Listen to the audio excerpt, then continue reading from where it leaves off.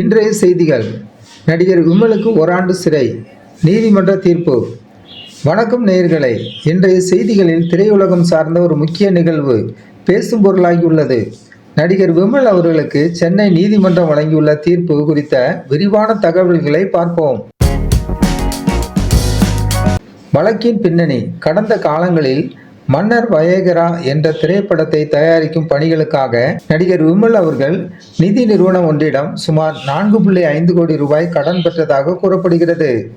இந்த தொகையை திருப்பி செலுத்தும் பொருட்டு அவர் அளித்த காசோலைகள் வங்கியில் போதிய பணம் இல்லாத காரணத்தினால் திரும்ப பெறப்பட்டன. நீதிமன்ற தீர்ப்பு.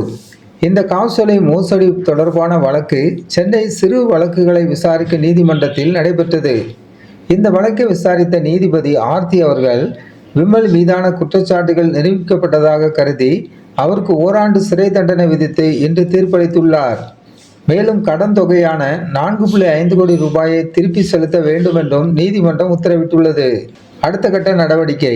இந்த தீர்ப்பை தொடர்ந்து நடிகர் விமலின் தரப்பு வழக்கறிஞர்கள் இந்த தீர்ப்பை எதிர்த்து மேல்முறையீடு செய்ய திட்டமிட்டுள்ளதாக தெரிகிறது. அதற்கான கால அவகாசம் வழங்கப்பட வேண்டும் என்றும் விமல் தரப்பில் கோரிக்கை விடுக்கப்பட்டுள்ளது. இதனை ஏற்றுக்கொண்ட நீதிபதி மேல்முறையீடு செய்வதற்கு எதுவாக தண்டனையை 1 மாத காலத்திற்கு நிறுத்தி வைப்பதாக உத்தரவு பிறப்பித்துள்ளார். நடுநிலையான பார்வை. எந்த ஒரு தனிநபரையும் அல்லது தரப்பையும் தாழ்வுபடுத்தாமல் சட்டபூர்வமான நிகழ்வாக மட்டும் இதை பார்க்க வேண்டியது அவசியம். பண பரிவர்த்தனை தொடர்பான சட்ட சிக்கல்கள் திரையுலகில் புதிதல்ல. இருப்பினும் நீதிமன்றத்தின் இந்த தீர்ப்பு நிதி விவகாரங்களில் சட்ட ரீதியான கவனமும் தெளிவும் எவ்வளவு முக்கியம் என்பதை உணர்த்துகிறது. மேல்முறையீட்டுக்கு நீதிமன்றம் கால அவகாசம் அளித்துள்ளதால் அடுத்த கட்ட சட்ட நடவடிக்கைகள் என்னவாக இருக்கும் என்பதை பொறுத்திருந்துதான் பார்க்க வேண்டும்.